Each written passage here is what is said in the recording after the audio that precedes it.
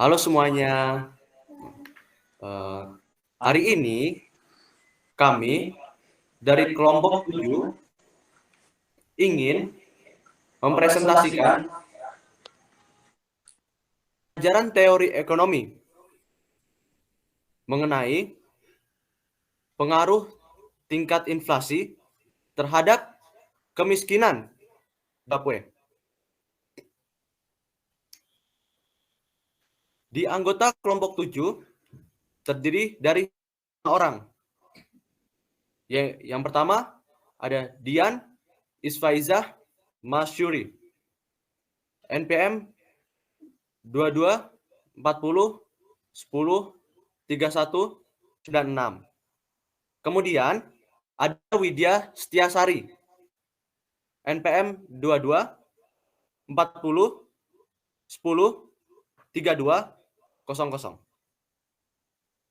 Kemudian ada saya sendiri, Kefas Ardi Janika Tehupuring, NPM 22 40 10 32 04. Kemudian ada Nita Amelia Tri Cahyani, NPM 22 40 10 32 13.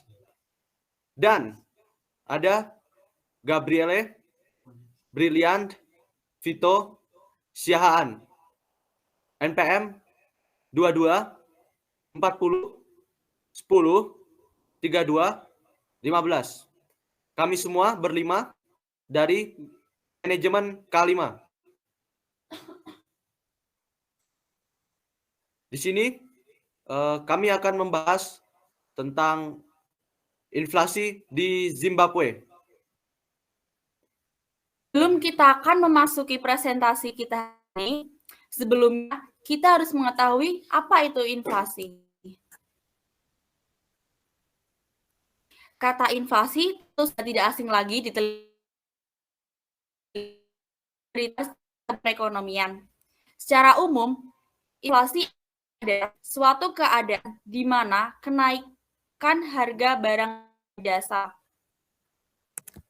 Sementara itu, pengertian sebagaimana dikutip dari laman resmi Bank Indonesia atau BI, inflasi adalah diartikan sebagai kenaikan harga barang dan jasa secara umum dan terus-menerus dalam jangka waktu tertentu. Kebalikan dari inflasi sendiri adalah deflasi, yaitu penurunan harga barang secara umum dan terus-menerus. Penyebab inflasi sendiri terjadi karena banyaknya faktor. Menurut laman resmi Kementerian Keuangan, setidaknya ada 6 faktor penyebab inflasi. Antara lain, permintaan yang tinggi terhadap suatu barang atau jasa sehingga membuat harga barang atau jasa tersebut mengalami kenaikan.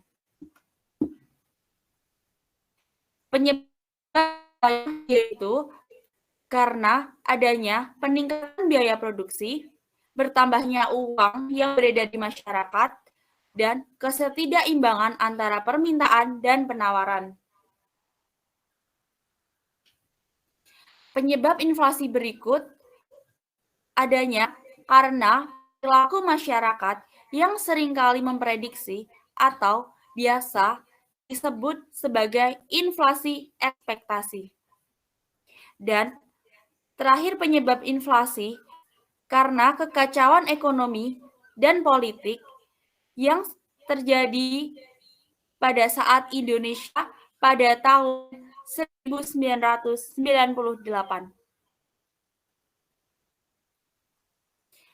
Dampak inflasi sendiri seringkali dengan efek negatif, dikarenakan naiknya harga barang sehingga membuat daya beli masyarakat menurun, terutama pada masyarakat berpendapatan menengah ke bawah. Menurut Bank Indonesia, Dampak inflasi yang tinggi akan menyebabkan pendapatan real masyarakat akan terus turun sehingga standar hidup dari masyarakat turun dan akhirnya menjadikan semua orang, terutama orang miskin, bertambah miskin. Kedua, dampak inflasi yang tidak stabil akan menciptakan ketidakpastian bagi pelaku ekonomi dalam mengambil keputusan. Pengalaman empiris menunjukkan bahwa inflasi yang tidak stabil akan menyulitkan keputusan masyarakat dalam melakukan konsumsi, investasi, dan produksi yang pada akhirnya akan menurunkan pertumbuhan ekonomi.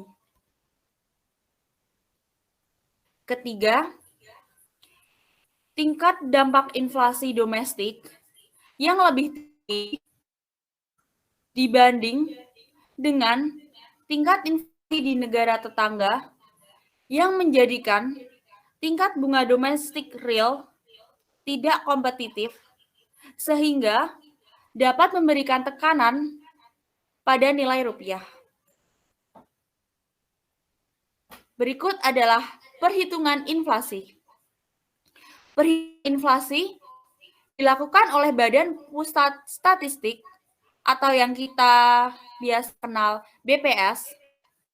Kenaikan harga dari satu atau dua barang saja tidak dapat disebut inflasi. Bila kenaikan meluas atau mengakibatkan kenaikan harga dan lainnya.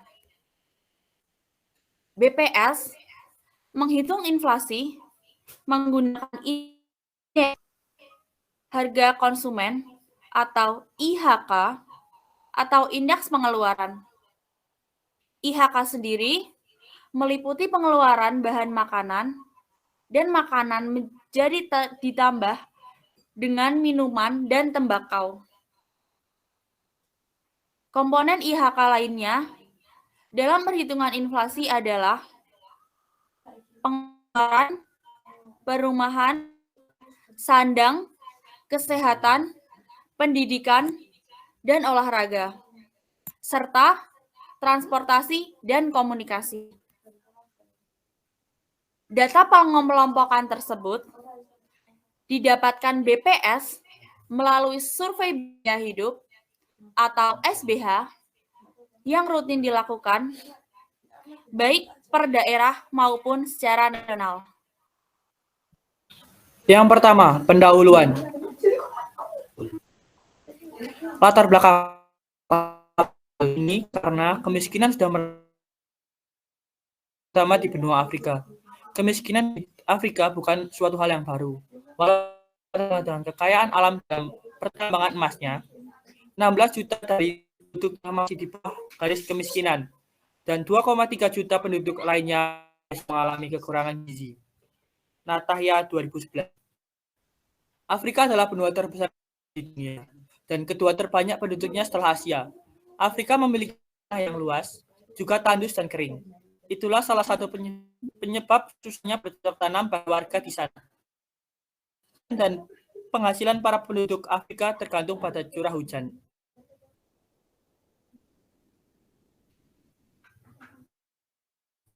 Merupakan negara yang berada di bagian selatan Zimbabwe banyak hasil pertanian yang cukup menghasilkan bagi perekonomian negara.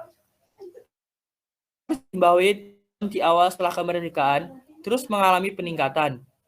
Tercatat di tahun 1980 US dollar. Di tahun 1981 tercatat 19.064 US dollar. Namun kejayaan Zimbabwe tidak berlangsung lama karena terjadi kehancuran ekonomi dan Zimbabwe mengalami perlambatan ekonomi akibat kekurangan pasokan, naiknya inflasi, dan kekurangan devisa. Sehingga terjadi hiperinflasi pada tahun 2008. Data World Bank 2008. Faktor penyebab hiperinflasi Zimbabwe dikarenakan kas negara mengalami defisit, di mana jumlah impor lebih tinggi dibanding ekspor, sehingga pengeluaran negara lebih dari. Selain itu, dikarenakan pengelolaan ekonomi yang buruk oleh pemerintah, yaitu dengan mencetak uang secara besar-besaran. Tingkat inflasi di Zimbabwe tercatat 2,1% pada tahun 2015. Laju inflasi di Zimbabwe rata-rata 0,83% dari tahun 2009 sampai 2015. Tertinggi mencapai 156,964% pada tahun 2008. Yang mengakibatkan Zimbabwe mengalami hiperinflasi dan rekor terendahnya mencapai minus 0,214% pada tahun 2014. Indeks Moody 2020. Dalam upaya menstabilkan ekonomi negara, pemerintah Zimbabwe memperkenalkan penggunaan mata uang yuan. Karena yuan Tiongkok dianggap sudah masuk dalam rezim multi mata uang. Namun sebelum mengganti mata uangnya menjadi yuan, Zimbabwe pernah berupaya meredominasi mata uangnya tersebut terdahulu. Namun selama meredominasi sebanyak 3 kali, selalu gagal. Hingga akhirnya Zimbabwe melakukan perubahan mata uang ke yuan. Pandangan pemerintah Zimbabwe dalam mengadopsi Tiongkok adalah untuk membantu memecahkan beberapa ancaman bagi perekonomian negara. Napitupulu Boris Romario 2017. Yang kedua yaitu pembahasan. Alasan mengambil kasus inflasi di Zimbabwe. Kami memilih kasus inflasi di Zimbabwe karena Zimbabwe mengalami krisis ekonomi yang berkepanjangan. Indonesia tidak ingin mengalami krisis tersebut. Negara Zimbabwe awalnya dikenal sebagai negara yang kaya akan pangan dan berlian. Bahkan, negara itu pernah menjadi lumbung pangan di Afrika. Kejayaan tersebut lenyap karena penerapan manajemen industri yang salah, sehingga berdampak pada kekurangan pangan, merosotnya nilai mata uang, dan maraknya tindak korupsi. Krisis ekonomi yang terjadi di Zimbabwe merupakan krisis ekonomi terparah dalam sejarah perekonomian dunia. Oleh karena itu, kita sebagai warga negara Indonesia harus menjaga kestabilan ekonomi serta tidak konsumtif. Dapat dijadikan pelajaran untuk bangsa Indonesia agar memperkuat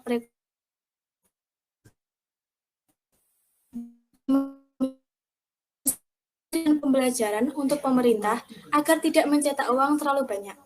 Jika tak bisa dikendalikan, cetak uang yang terlalu banyak bisa memicu inflasi yang tinggi yang akhirnya akan merugikan masyarakat. Uang yang beredar akan semakin banyak, membuat nilai uang terus-menerus berkurang, yang membuat harga-harga barang melambung. Zimbabwe adalah negara dengan tingkat hiperinflasi yang sangat tinggi di dunia, yaitu mencapai 213%. Hal ini diakibatkan oleh defisit Zimbabwe adalah 240% dari GDP mereka Linda 2014. Sehingga pemerintah Zimbabwe mengatasi krisis tersebut dengan mencetak uang sebesar-besarnya, yang menjadikan beban utang mereka lebih banyak. Percetakan uang berlebih ini memicu dolar Zimbabwe mengalami devaluasi yang besar pula. Tentunya, keadaan ini akan memicu keadaan hiperinflasi yang luar biasa pada Zimbabwe, sehingga Zimbabwe terpaksa menghilangkan 12 digit angka dari nilai uang untuk mengurangi cost printing. Kondisi hiperinflasi ini mengakibatkan nilai mata uang Zimbabwe tidak laku di pasar karena jumlahnya yang sangat banyak. Karena kondisi ini, inflasi setinggi itu membuat harga barang di pasar akan berkali-kali lipat setidaknya dalam sehari. Karena kondisi hiperinflasi akan membuat nilai uang sebagai penyimpanan nilai dan alat tukar akan selama sekali jatuh sehingga tidak laku sama sekali. Untuk hal ini, maka pemerintah Zimbabwe perlu mengganti mata uangnya dengan mata uang yang relatif stabil. Dan Badan Dunia perlu membuat suatu lembaga sejenis African Development Bank Linda 2014 guna untuk memberikan pinjaman pembangunan berbunga rendah bagi sektor pendidikan, pertanian, dan kesehatan.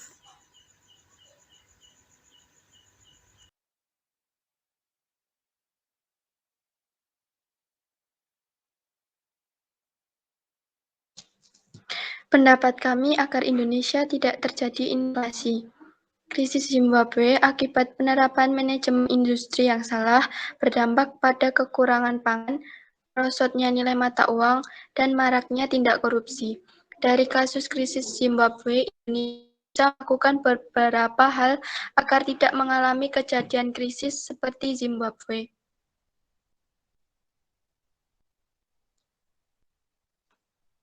Untuk menghindari krisis ekonomi, ini bisa melakukan beberapa hal. Pertama, memperkuat suplai dan rantai pasok kebutuhan pokok agar tidak memunculkan gangguan distribusi barang dan jasa. Kedua, menata kebijakan fiskal dan moneter secara hati-hati dan dalam rangka menjaga stabilitas makroekonomi. Ketiga, mempercepat inovasi dan digitalisasi untuk mendorong pertumbuhan ekonomi inklusif. Terakhir, mendorong pemerataan dan keadilan ekonomi. Dapat dilakukan dengan mempromosikan bangun usaha koperasi, membatasi penguasaan lahan, memperluas akses modal bagi pelaku UMKM, optimalisasi BUMN, dan industrialisasi pedesaan yang berbasis sumber daya lokal. Indonesia adalah dalam penerapan manajemen industri, tidak terjadi tindak korupsi. Indonesia bisa memulai dari pemilihan pemimpin. Berikut ada berita yang telah kami cari, sumbernya ada dari CNN dan BBC, yaitu tentang berita mengenai Zimbabwe. Yang pertama, ada negara kas kosong akibat korupsi parah. Banyak yang telah dicuri. Kondisi yang diwarisi presiden baru Zambia. Berita ini masuk ke internet pada tanggal 2 September 2021. Kemudian ada lagi berita dari oposisi Mugabe mempermainkan negara. Berita ini telah masuk internet, yaitu masuk CNN Indonesia tanggal 20 November tahun 2017.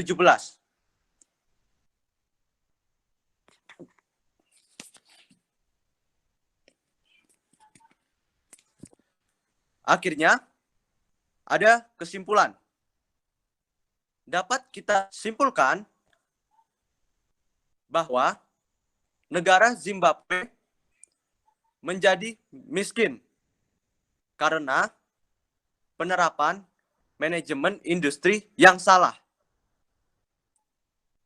Sehingga berdampak pada kekurangan pangan, merosotnya nilai mata uang,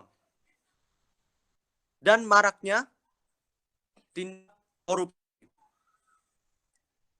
Upaya pemerintah Zimbabwe mengatasi krisis tersebut dengan mencetak uang secara besar-besaran. Akan tetapi, cara tersebut membuat peredaran uang tak terkendali dan menyebabkan negara Zimbabwe terpaksa menghilangkan 12 digit angka dari nilai uangnya untuk mengurangi tingginya tingkat inflasi atau disebut hyperinflation. Membuat perekonomian negara tersebut mengalami kelumpuhan dan nilai mata uang dolar Zimbabwe terus mengalami kemerosotan.